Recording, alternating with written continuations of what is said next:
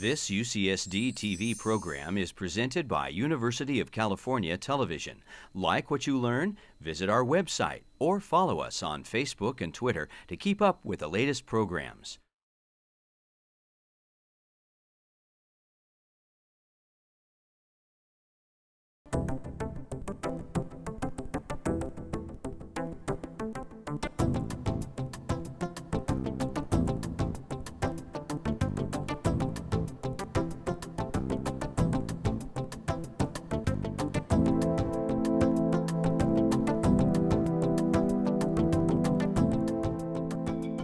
I want to welcome all of you to tonight's Exploring Ethics Forum. I'm Mike Kalichman.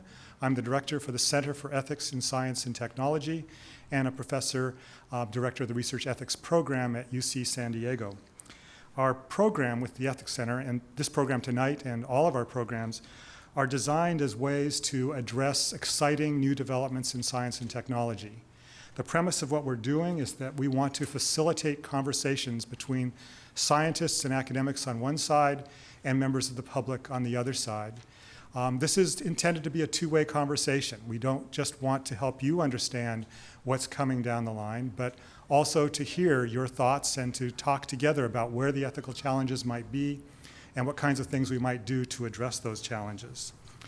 Last year, for those of you who were joined our program, you know we had a series that dealt with the question of cancer. I had a variety of programs. It was very exciting and went very well. This year, for a number of reasons, we've been on a hiatus. This is hopefully the start of getting going again. This will be, I'm hoping, the first of many programs, but we don't have the other programs scheduled yet, so just stay tuned to our website to learn what else is coming. Tonight's program in particular is being supported by the National Institutes of Health. The presenter tonight, Dr. Susan Little, and I are co-leads on an NIH grant to look at the ethical questions of a particular area of science and technology. Susan first actually presented on this topic in our series before, in 2010, a few years ago. She has been a leader in the battle against HIV infection, trying to figure out how to deal well with identifying mechanisms by which infections occur and the circumstances of transmission and what we can do to limit that occurring. She has been developing tools along the way to accomplish this goal, but has at the same time been asking questions about how best to deal with this research from an ethical perspective. Based on that, Susan and I have this grant, as I mentioned, and you will, in a certain way, be part of that conversation and that grant's goals tonight. This is the purpose of tonight's program, and I want you to join me in welcoming Susan, who will now present.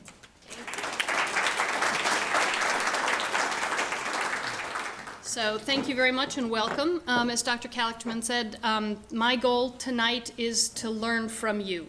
So I will try and share with you a little bit about the kind of research we've been developing, its implications, and then hopefully get some feedback from you about what you think the risks and benefits are of this research, and more importantly, what the balance between those two is. So just by way of background, the epidemic spread of infection. Understanding the spread of infectious diseases in populations is key to controlling them. Epidemic disease spread is determined by the properties of the pathogen, the contagiousness, the length of the infectious period, the severity, etc., and the network structures within the population. So that's what we're going to be talking about tonight, the structure that HIV transmission takes within a population. An understanding of these issues may provide insights for preventing the spread of disease. So what is an HIV transmission network? First of all, each strain of HIV is unique. Thus, if a person is infected with HIV, the sequence has a fingerprint-like quality. It tends to identify one individual. So if we know the sequence of the virus, that sequence is linked to that person, not to anyone else in the community. And even though HIV, every person is infected with a different strain of HIV, they're subtly different, so that just like a fingerprint, you can distinguish one person's HIV from another person's. So HIV-infected people can be identified as having viruses that are very similar or dissimilar. So for instance, if one person infects two different people, those two different people will have a very similar strain of virus. It came from the same person. if two people infect someone, A infects B and C infects D, B and D are going to have very different strains of viruses. They came from different people, okay? So this information can be used to estimate the location, direction, rate of spread of HIV within a community. So location, what venues are associated with more HIV? What direction is HIV moving between individuals and within the population? How rapidly is HIV spreading within the community? And this overall forms the HIV transmission network. So when we go for understanding, trying to better understand the network, this is what we view as a real-world sexual network with dashed lines indicating sexual contact. So there are, in this case, 6 individuals in our network. They've had sex in, these associations, and that is what the real network looks like. However, what we usually see when we sample, for instance, in a research study, we never sample 100% of the population. So we, in this case, sampled only 4 out of the 6 individuals. So we see some, but not all members of the network. The HIV genetic sequence information, all of these people are infected, is determined for each of the individuals. And what you can see here are that solid lines indicate very similar viruses. This person, everyone who's infected by HIV was infected by someone else. So the fact that we have no link to this person simply means that we're missing the person who infected them. We have a sampling bias. We never sample everyone in the population. So there are alternative realities, though. Similar viruses do not verify or prove transmission. So we cannot prove that A transmitted to D to then to C or vice versa. We can only infer the likelihood of transmission. That is, A, we may infer or estimate transmitted to D, and then D transmitted to C. Could go the other direction, depending again on dates of transmission and other things we use to estimate the direction of transmission, but we're only making a best guess. The addition of unsampled or unknown people with HIV infection could change the network connection. So for instance, if we only have our 4 people, now we have a new person that appears, and all of a sudden the direction of transmission may look like A didn't infect C, A infected this person infected C. But we would never have known that because we were missing that individual. So again, the addition of unsampled or as they become sampled people can completely change the dynamics, the direction of HIV and the inferred message that we get from this network. Thus, these data cannot be used to prove transmission. That is a very big point of this message that I'm trying to give. We are making best estimates of direction and likelihood that 2 individuals are infected by a similar virus, but never that one person definitely infected another. So just to give you an idea of real-world models of similar networks, believe it or not, an HIV transmission network has the same structure as the airline traffic network in the United States. Lots and lots of networks have a similar structure to the HIV network. And what I mean by that is there are airports that have very few connections, and then there are these so-called hubs in red that have many connections. In HIV transmission networks, there are a few individuals with many connections and many more individuals who are sparsely connected to the network. So this is the same when one looks at hubs in airline traffic. So what happens when you try to disrupt the network? So in our case, we're trying to disrupt the HIV transmission network. We're trying to prevent new people from becoming infected. How do we do that?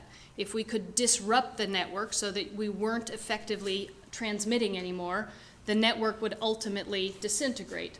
So for instance, in the airline traffic model, we've got our hub here, let's call that O'Hare. But in this model, going from before to after, we're going to selectively remove one node. Okay, in this case, they're calling it a failed node. The air traffic tower goes down. So I'm going to Rochester, New York, goes down. No air traffic in or out of Rochester. But you can see that not much happens to the network. The rest of the airline traffic continues to flow as it did before. Now contrast that to what they call here attack on a hub.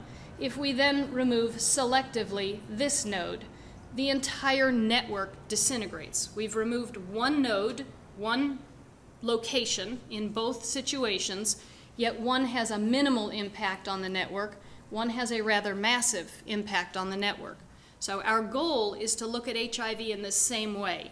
Can we use prevention tools, treatment is a typical example, to massively disrupt the network by treating or intervening on a small number of people, as opposed to what I'm going to propose we do now, which is intervene on a large number of people. Many of those interventions from a population standpoint have a relatively limited impact. So network-focused prevention. So effective HIV treatment can reduce the risk of HIV transmission, that is the spread, by 96%. So our goal, for instance, is to identify vulnerable targets, people who are associated with a disproportionate amount of the transmission in our network. For instance, in this case, our airline hubs, okay?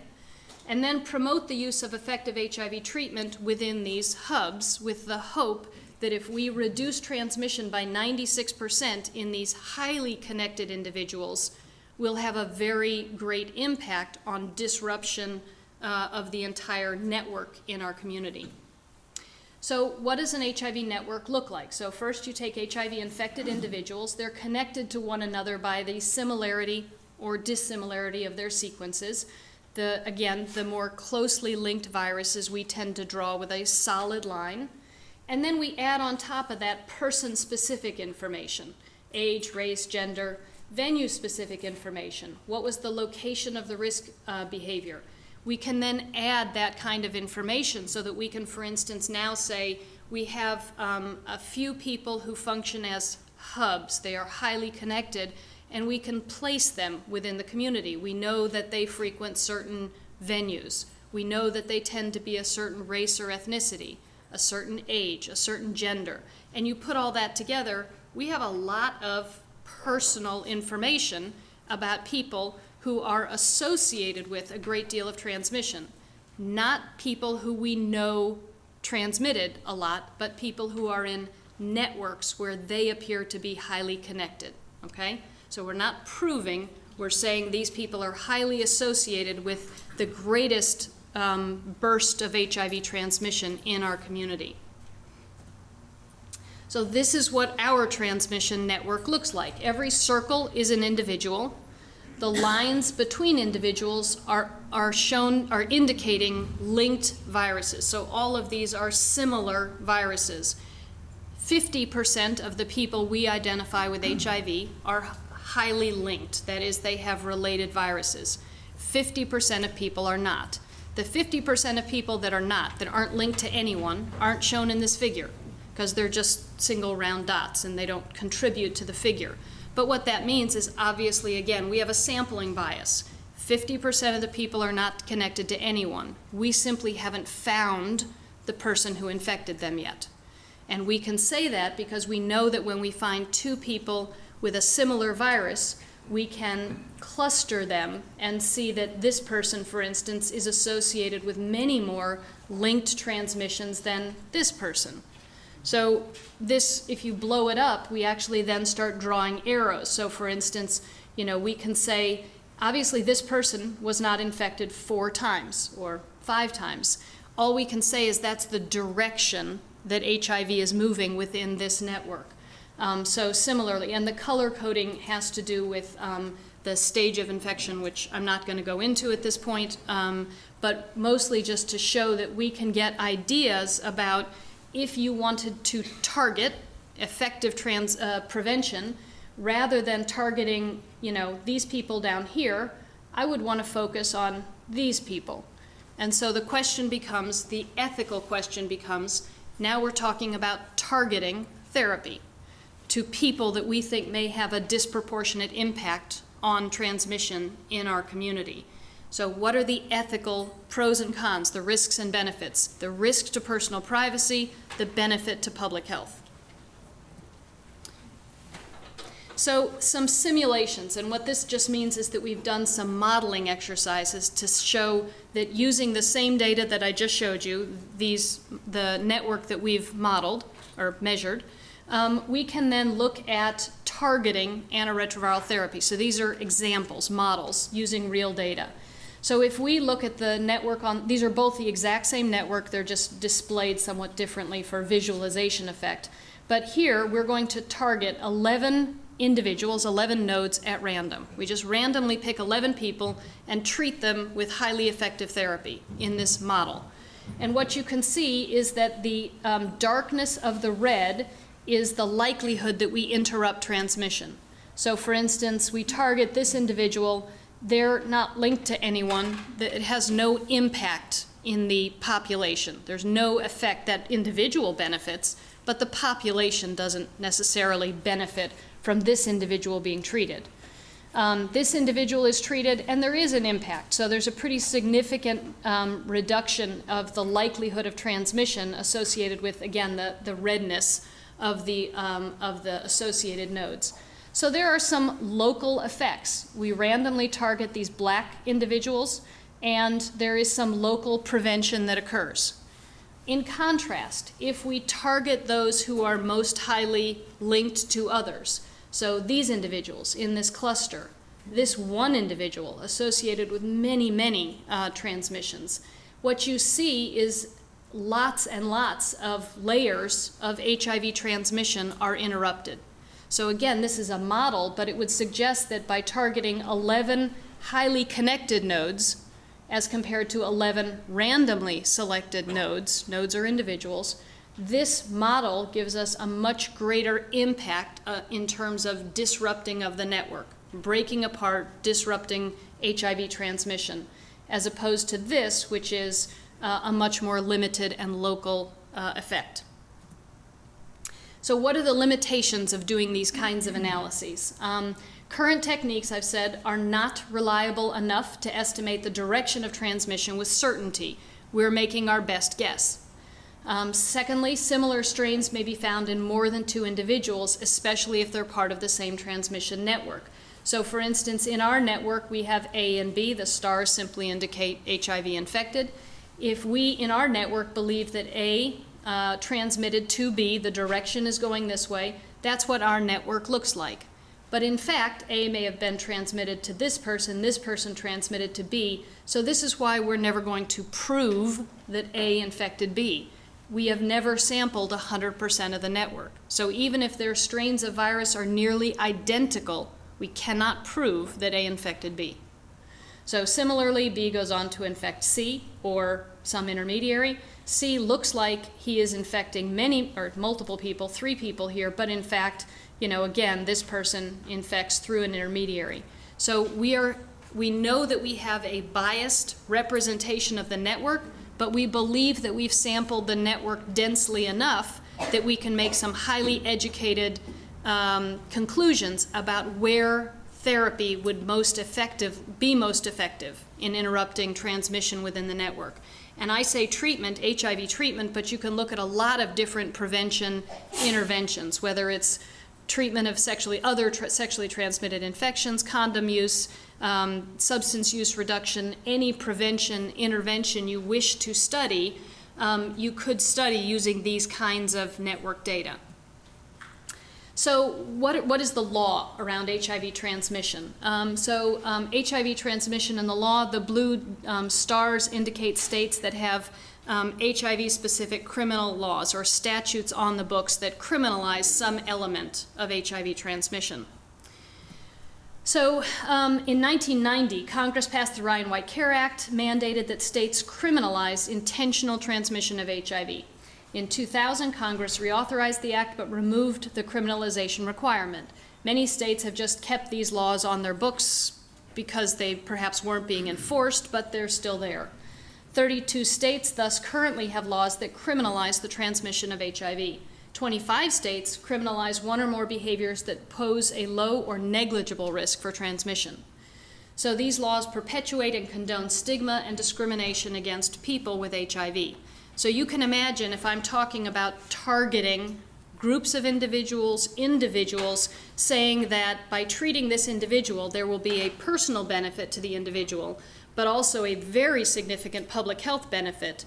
The debate becomes, will that information cause a problem, a violation of the privacy of the individual involved, in the way that, you know, there could be criminal consequences potentially from these data. So our goal here as part of this effort, this ethics discussion, is to develop and deploy privacy-preserving methods for analyzing HIV network dynamics in order to share predictions about future network growth and quantitative, actually be able to estimate the amount of privacy risk associated with those predictions. So if we could share with health officials in San Diego, we know that HIV is growing most rapidly in this population, in this region of the city, and specifically at this particular venue. Should we be doing that? If we're going to share that kind of information, what should be the restrictions associated with it? So right now, this is an active area of research, not just in our group, but in several groups across the country and now throughout Europe. And it's a high priority area for the NIH, the National Institutes of Health. And so I think this is going to happen. So I think as we roll out this kind of research, the question becomes, shouldn't we be rolling out policies and procedures to protect the individuals involved? So I'm just going to acknowledge the funders, most of it being NIH and our collaborators who have referred patients for this study, because all the data that I've shown you are part of a research project that we can't do without consumers who are willing to share these kinds of data. And I think we're going to stop there, and I'll turn it over to Dr. Kalichman again. I'm going to start by asking a couple of questions of Susan for context here for this evening. And the first one is basically, why are you doing this? Why are you not just doing your research, just going into the lab, doing your studies? Why are you worrying about the public's perceptions and thinking about the ethics of what you're doing? Well, I think that the easy answer to that is that I believe, and I think most HIV care providers do, that everyone who's HIV infected should be on therapy. The reality is that that is not happening. So in the United States, potentially arguably one of the wealthiest countries in the world, we frankly don't do a very good job of providing everybody who's HIV infected with effective therapy. So the epidemic is not slowing at all. It has remained fairly stable, and among the largest group at risk for HIV in the United States, men who have sex with men, gay men, the numbers are actually increasing. So my goal was to figure out what we're doing is things we need to move faster. What we're doing right now is not particularly effective. We have great therapy, but it's not having an impact on the epidemic overall. So we started to question, are there more effective ways of using the same therapy? And found that by, again, studying network structure, we think there are. And we'd like to be able to share those with the healthcare community at large. But before we share those conclusions, those studies with others, it seemed important to figure out some of the issues related to personal privacy and where the community, both professional community and consumers, came down on the question of, is the risk worth the benefit? Okay, good. So in that context, I know you've been doing this research for a while, so how long, to let everybody else know, how long have you been doing research on looking at sequences of HIV among patients and trying to determine networks of transmission? Well, the network map that I showed you started in 1996. So we've been doing this a number of years. And early on, as I mentioned early on, we don't sample the population 100%. We haven't identified everybody who's HIV infected in San Diego. So in 1996, our sample size was very small. We could make no network predictions. It really wasn't until a decade after we'd been doing it that we realized we had sampled the network densely enough, and I can tell you how we made that assumption, but we finally sampled the population enough that we could start to draw some conclusions about the direction of spread of HIV and how we might actually use that network structure to inform our prevention interventions. So since about 2005 is when we've really been focused on sort of using the network data to target interventions. So if we think of individuals as nodes, how many nodes do you have now? Well, for San Diego? Yeah, illustrated here was probably, I think I showed about 350. As I said, 50% of the network is not connected. So that means the real network is 700. We're now much closer to 1,000. So again, the good news is we have a lot of data. The bad news is that means we still see a lot of new HIV infection in San Diego. Okay. Now, over this period of time, what would you say, doing this kind of research, what would you say are the benefits that have been that have accrued so far, if any? What have you learned? What are we getting out of this? Well, I think, just from the patient standpoint, I think one of the most exciting things is that the pendulum, as we call it, of treatment recommendations. When we first started this, the recommendation was wait on therapy until people are, frankly, pretty sick. And transmission just continued during that period, because if you're not on therapy, you're at great risk of transmitting to others. And so the treatment pendulum has swung all the way back to the point that it is now routinely recommended that anyone who's HIV infected be on therapy regardless of how long they've been infected, 1 day, 1 week, 1 year, 10 years. So I think watching that has been the most rewarding thing, because the individuals who are infected live normal lives with near normal life expectancy. So that the change in treatment has been staggering and has renewed the health and functional life expectancy of most people who are newly infected today. Thanks. And okay, so that's on the plus side. So based on what you've done so far, I mean, the idea of ethics is to look at what are the risks, what are the benefits that we're trading off. So what risks have you perceived that either you worried about or that actually came to pass? Yeah. I don't think we've had any concerns that have come to pass, but I think the most obvious is when we draw a link between two individuals, the concern is we have their names, we have their addresses, we have lots of personal information about them. So, for instance, if we identify somebody who's newly diagnosed, one of the first questions that they always ask is, who'd I get this from? So, the concern always is that if they decide they've figured that out, will they want to proceed with any kind of a legal case against that person? So we have taken, the steps we've taken are, number one, a lot of limitation to the data. So, for instance, all of the names, what we call personal health information that goes with every one of those nodes. There are a very small number of people who are actually allowed to see that. I do not have permission to see the names. So I can look at the maps all I want, but I can't just pull up the name of everybody that goes with that. That is highly restricted, and you have to have specific permission to access those data. And then the second is what we call a certificate of confidentiality. All the work that we do around the transmission network studies is protected by a NIH certificate of confidentiality, which essentially says that if an individual wanted access to our data for any purpose, health insurance claim, lawsuit, curiosity, they can't get it. So if we are provided a subpoena, we do not have to provide those data.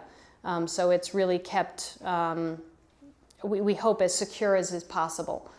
So we've taken a lot of steps to limit access to these data so that we can show these kinds of information, but we aren't going to share any of the personal information that goes with it. So with that part you mentioned about the worry about one person finding out who infected them, and the worry in a number of states about that being a criminalized behavior.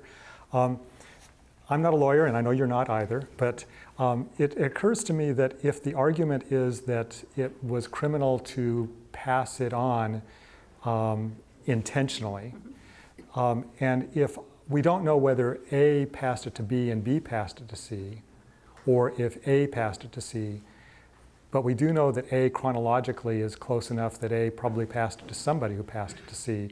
Is A still, do you think A is still liable? Any information on that? Well, unfortunately, this is where, I don't know how many lawyers there are in the audience, but there's creative interpretation of these data.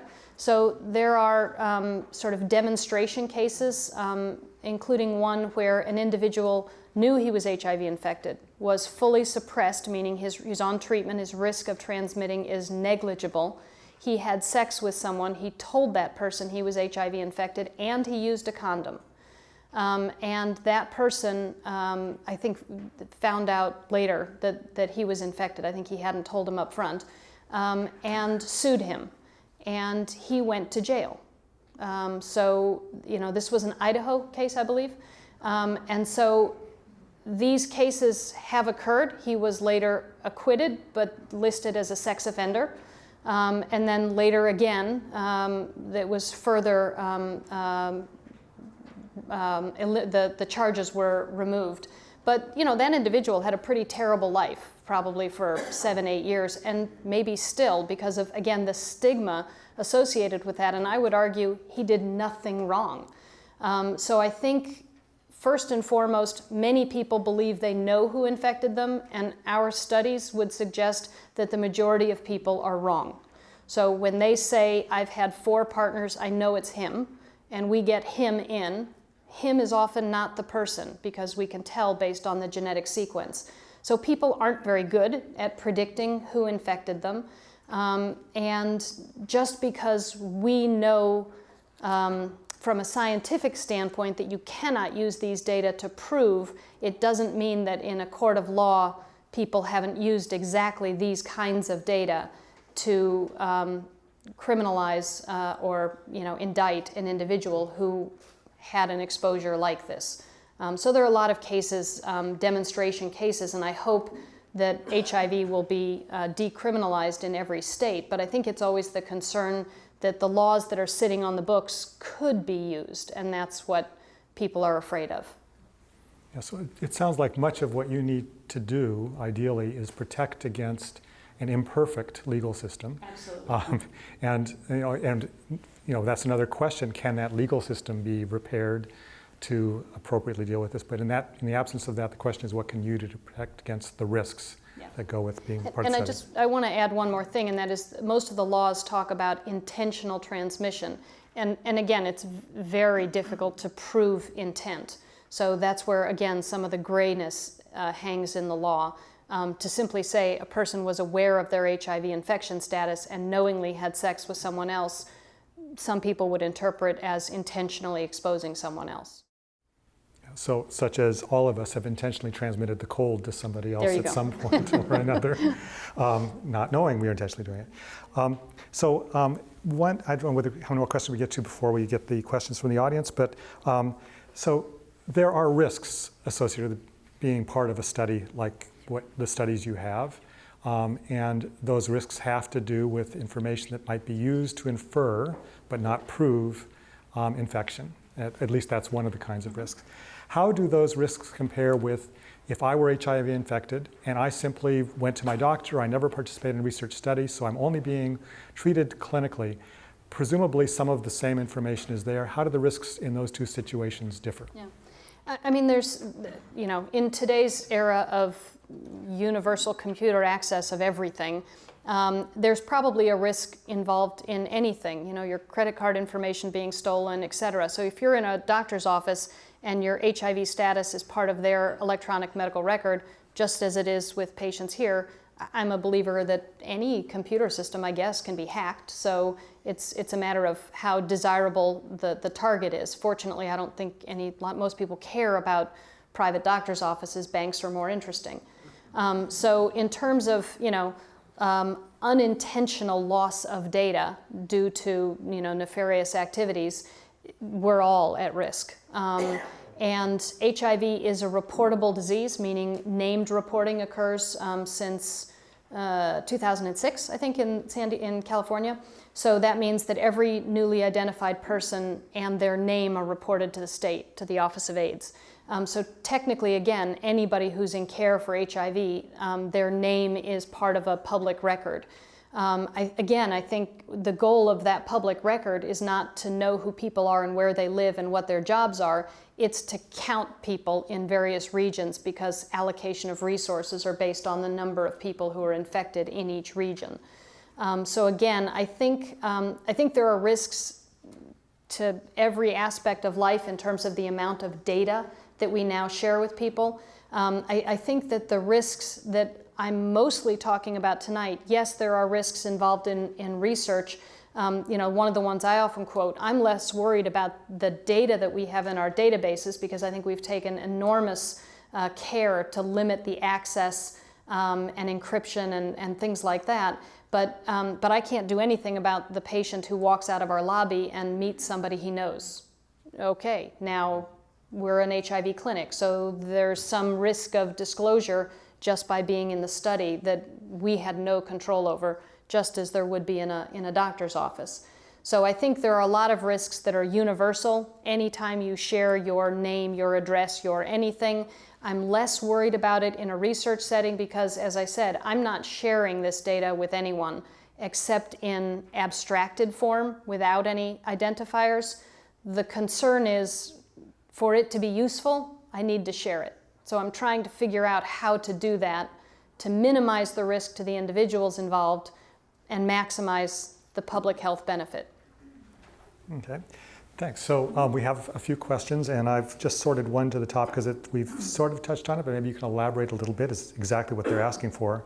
They're saying, if HIV network research cannot in fact prove transmission between partners, then I'm not sure what the legal concern is if the virus origin cannot be proven.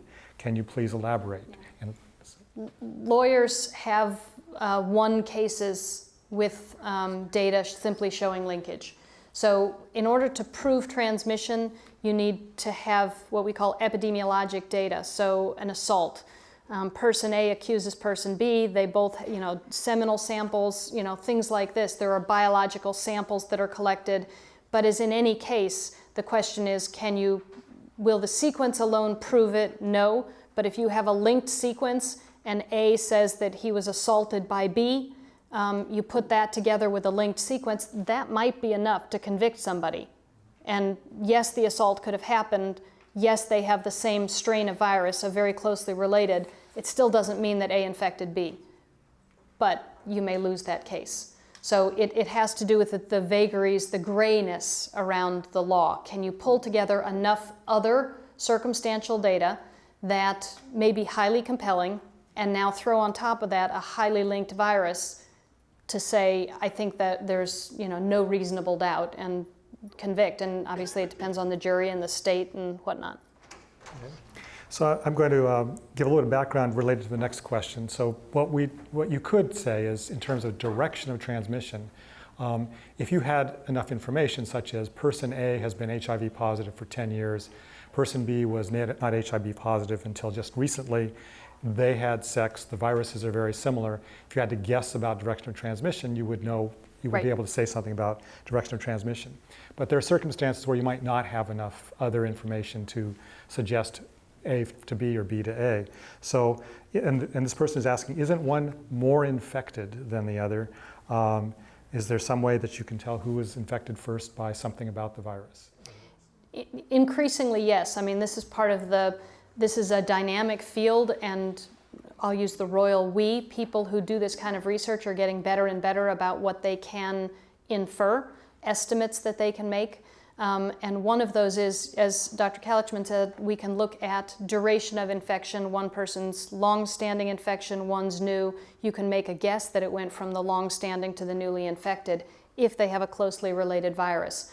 But without that kind of information, we can now look more closely at the sequence itself and longer stretches of sequence from different areas of the virus. And we're starting to be able to make predictions about who's been infected longer. So I think, again, within the next few years, yes, it probably will be possible to make some educated guesses about the direction of transmission, even among groups of people who have all been infected for more than 5 years. Okay, good. So next one relates to the question of interventions. Once you did your network analysis and you found some places you might want to intervene, so there are opportunities to intervene at targeted specific individuals versus at individuals who fit a fairly narrow profile, a specific profile. Yeah. So what they're asking for is I'm not sure that this has actually been done yet or to what extent, but I guess they're asking prospectively, Where is the effort going to be put, or what's the weight of the effort? Okay. So I think the first thing is the data that I showed you are simulations, they're models. So the first thing we wanted to be able to do was validate our own data in a real world setting. And that's a little bit challenging because while I talk about targeting interventions, I firmly believe every infected person should be on therapy. So we run an HIV screening program. When we find people who are HIV infected, we offer therapy to everyone. So I can't ethically target and say people that aren't highly connected, I'm not going to treat you. I want to treat everybody. So what we're doing in a prospective fashion is looking at people's choice to accept therapy. Yes, no. Some people start very early, some people delay a bit, and look at the impact that that treatment has on the network. So for instance, people who start therapy within their first week of new infection, and specifically not newly diagnosed, but newly infected. Somebody was negative a week ago, they're positive today, they start therapy. The first day they find out they're infected. Treatment of people who are very recently infected is expected to have a disproportionate effect on the network. That is to say, newly infected people are associated with the majority of onward transmissions. So if we can eliminate that, we would expect to see something like we saw in the simulation, that newly infected people over the course of years, the cluster associated with them will break apart. And people who start therapy later may stay more highly connected. So it's a real-time, real-world observational study with the hope that we can validate the simulations that I showed tonight. But there is the potential that, in the future, and by that I mean when we've worked out some of these privacy issues and when we're pretty convinced that the data are real, that we could do an intervention in the real world setting. And that would mean all of these sequence data are routinely available. Everyone who's HIV diagnosed gets a resistance test, and that's the sequence data we're using. So those data are available for, I hope, every infected person in care. And one of the questions would be, when you send off the blood to get that sequence, it might be possible to share with the provider who's getting the resistance test back some estimate of how connected that individual was in the community. So that's where the sort of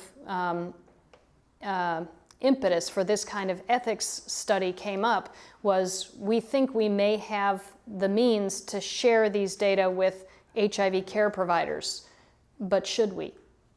And that's where we're going with this. And I think, again, I'd like to see that happen, but with enough privacy protection involved that people are comfortable that this, all we need is a few bad outcomes in terms of legal cases, and no one will want to do this kind of research, and patients won't want to do this kind of research.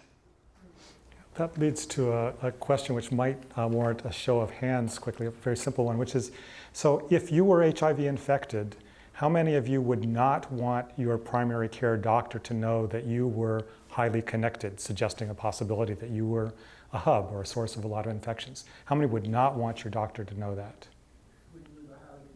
That you're highly connected? That it suggests that you may be a hub. You may be a person who's infecting many others. Pardon? Yeah. Lots of partners. How many of you would not want your doctor to know? So just a handful. Just to be sure, how many of you would want your doctor to know that? Okay. Interesting. Okay. Well, that's data of sorts. It's interesting observation. And one observation related to that. Again, part of the question, we feel like we can make some, again, educated guesses about people who are highly connected, but we could look at person A and say that person has 10 closely linked individuals with nearly identical viruses. So A seems to be a hub, seems to be somebody who's transmitting a lot. In fact, A could have a partner B. A could have only one partner, and B is the one that's linked to all those, but we don't have B in our study. So this is why there's, again, there's a limit to how we interpret these data. My interpretation is, if you're in a highly connected network, sooner or later, you may be at risk of transmitting HIV. There's a lot of HIV transmission occurring, And ultimately, we'd like to be able to use this information not just to say who's at risk of transmitting, but to identify those who are at risk of acquiring and target prevention to those who are negative and not wait for them to become positive. Yeah, this is another example of how you can do everything right, but perceptions of what you have found can take people down a path that we wouldn't want to go down. Yeah. So this next question has to do with the choices that might be made in targeting particular groups. Based on your studies, we may identify certain groups as being high risk. Interventions might be then interventions in terms of education or needle exchange, whatever it might be, would be made possible in those high-risk groups. But that means you aren't targeting others. So this person's wondering, how much do you worry about what you're then doing to the others? Is there some sort of stigmatization that these groups matter more than the others, and so on? Yeah, I think that is one of the risks, that there is the perception that one group is the cause of more transmission. I try to use the word is associated with, a greater amount of HIV transmission because we don't know cause and effect. We know associations. So for instance, if we knew that there were a cluster of highly related people with highly related viruses associated with one particular bar, would we want to target that bar? Well, the bar owner might not be thrilled with that. That might not be good for business. But that's the kind of question, sort of, if we knew that we could massively disrupt the local transmission network and have a big impact on future transmissions, is it worth targeting a venue, targeting a group of people, young people between the ages of 15 and 25 who live in a certain region of San Diego? One thing that we could also do is target prevention messages in more culturally appropriate ways. Rather than the everybody should get tested, everybody should get treated, we could develop targeted prevention messages for groups who are at greatest risk that might be more effective than what we're doing now, the sort of one size fits all to some extent. And yes, I think there are risks of people feeling persecuted, and you may be in that group and not be HIV infected, be HIV infected, and have a negative feeling about it. That's why we're having this discussion, because it always is going to come back to, do you think the potential benefit is worth the risk that some people may feel unfairly singled out? And that doesn't mean I wouldn't target everyone. I still, again, believe every single person who's infected should be on therapy. But I didn't show the sort of slide that indicates how poorly we do that right now. So I think it's not about withholding therapy from people who aren't highly connected. It's more about, trying to reinforce effective therapy and adherence in groups that aren't staying on therapy. And right now in the United States, that's the majority of people. So related to this question of groups, just to be clear, where you're thinking ahead. So at this point, unless I'm mistaken, no groups have been targeted based on HIV network analysis. None. Right, okay. So the thought is, what will happen when you do that? So I'm going to slightly reword this next person's question to say, what methods or precautions might you take in the future if you did decide that it's professors of biology at UCSD who need to be highly targeted? So how would you protect, would you need to protect, how would you protect that group in some way? Well, I think, I think one of the first questions is probably limiting some of the data. In other words, is it possible to give some of the information but not all of it? So for instance, rather than all professors of biology, how about science professors or University of California professors, something that groups a larger group so that one group isn't singled out. And there are lots of ways of doing this. We could single out one individual. I think we can all agree that would be highly invasive of personal privacy. But the more you take the group of interest and surround them with a somewhat larger and related group, the less the potential stigma and negative consequence. Also potentially the more diffuse the intervention, because the bigger, the more protected you get, as we do today. Everybody should get tested, everyone should get treated. You miss a lot of people who think, that's not me, I'm not at risk. So the bigger you make the circle, the more likely you are to miss your target because you're not focusing in. Okay, good. This next question is a good one, and I think you've thought about it quite a bit. So first, the premise behind this question is that there's been a lot of HIV/AIDS research over the years, lots of researchers working in this field, and the California Department of Public Health has been dealing with a lot of people who are HIV infected.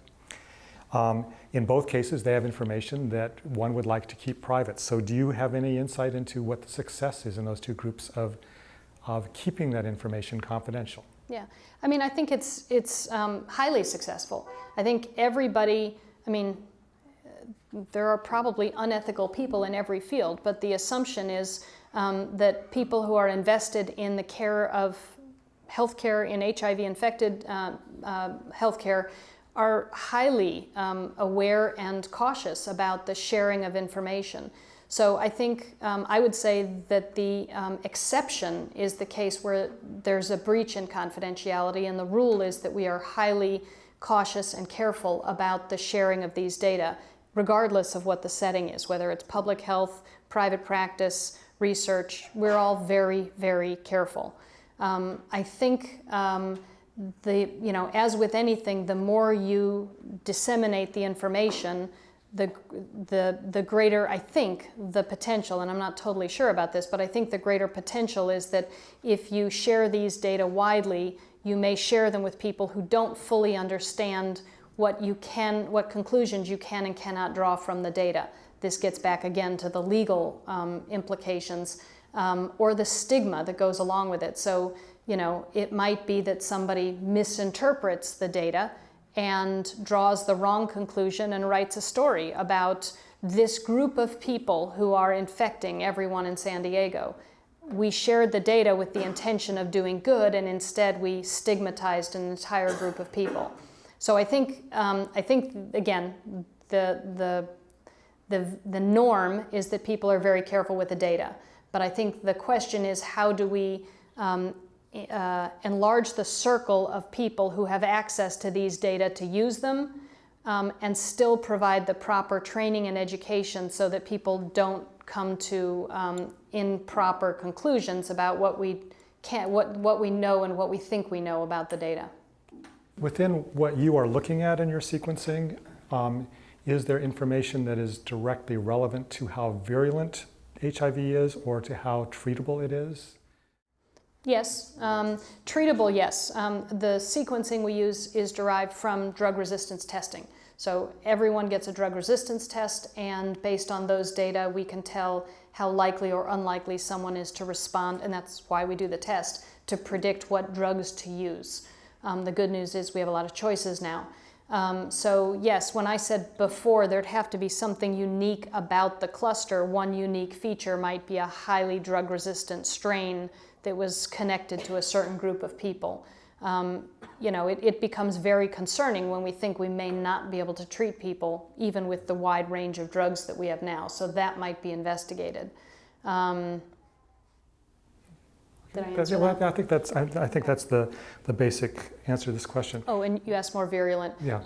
Yes, there are, I think, less about the sequence that is used for drug resistance testing, but we can, again, this is the first step in this sort of work. We can sequence the whole virus. So when you start sequencing the whole virus, and it's becoming more and more, it's becoming easier and easier to get more and more information from the virus. And from other pieces of the virus, yes, we can make a lot of interpretations about the virulence of the virus. So just, I'm curious about this because I'm not quite clear. So I know you aren't sequencing the entire virus now for your studies, but how much of it are you sequencing? Sanjay, how big is the poll? Is it 1/10? About 10%. So this question, I'm not sure where it goes, but you work in HIV, whereas I don't. So maybe you know, and I'm going to try and suggest a direction of where this question goes. They're saying simply, what about HIV/AIDS in sub-Saharan Africa? And so I'm going to presume maybe what they're asking is, what is the role of network analysis sub-Saharan Africa? Is somebody doing that kind of work? I think yes, I think network analysis is highly relevant anywhere HIV sequence data exist. the more resource poor the country, the less sequence data that exist. However, having said that, as I said, this field has become very popular. So I know, for instance, the NIH, I'm told that the NIH is going to announce a new funding award for network analysis in resource-limited settings. So there are a small number of studies, research studies, that are ongoing in sub-Saharan Africa, in Thailand, in India, where people are collecting sequence data. So I think as sequence data becomes cheaper and easier to obtain, as it becomes more normative, those countries will be able to do exactly what we're doing. And one of the sort of major things that I haven't mentioned to date is that all of these data, not all, the majority of these data reside in central commercial laboratories. So most people don't do their own HIV sequencing, they send it off to a commercial lab. So the ability to do network analysis exists in almost every location where there is a commercial lab doing sequencing, because they've got all the relevant sequences and can do this kind of analysis should they have the methodology, the expertise with the methodology. Okay, so we're going to need to wrap up in just a couple of minutes, but there's one thing I wanted to come back to at the end because it actually was intriguing to me. I had not understood that the rate of HIV infection, if I understood you correctly, to say has not changed, but I'm not sure over what period of time you say has not changed. I mean, are we going back to the beginnings of when? No, okay, the last decade. So last decade, the rate of infection, and when we say rate, the percentage of the population becoming newly infected, is that? Yeah, the number of new infections that occur, yes, within a population. So in the United States, the number of new HIV infected people per year remains relatively flat. What is unfortunate about that is that reflects a decrease in non-MSM, non-gay men. In gay men, the rate is going up, and it's been going up for the last decade. So I don't know why there isn't more attention given to that. The largest group of people who are at risk for HIV in the United States are gay men, and the rate of new infections in gay men has been increasing for the last decade and continues to increase despite the fact that we have rolled out universal treatment recommendation, universal testing recommendations, and that's, again, a large part of this impetus to figure out, can we do something more effectively? Because we have increasing rates, and the same is true in the UK, that rates of new infections in gay men are increasing. In San Diego, the same? Yes. And let me rephrase, that we're always looking back over the last few years. Dr. Maida could come up and give a whole talk on how there are regions of San Diego that may be looking better. And those may be associated with our testing program and more effective treatment. That's what you're getting at, right? Yeah. So yeah, the area of central San Diego does appear to be, we hope, showing some positive trends of decreasing new infections, and we think that is associated with our effective screening program, specifically screening for acute infection and getting those individuals rapidly on therapy and into care. Okay, well, thank you. I want to conclude with a couple of thoughts. First one is that this has been a remarkably collaborative effort this evening. Not just the efforts of Sanjay and Stahl, who helped select those questions from the audience, but maybe at least as important was a lot of you came up with questions, and really good questions that helped us to dissect some of the ethical issues that go with this.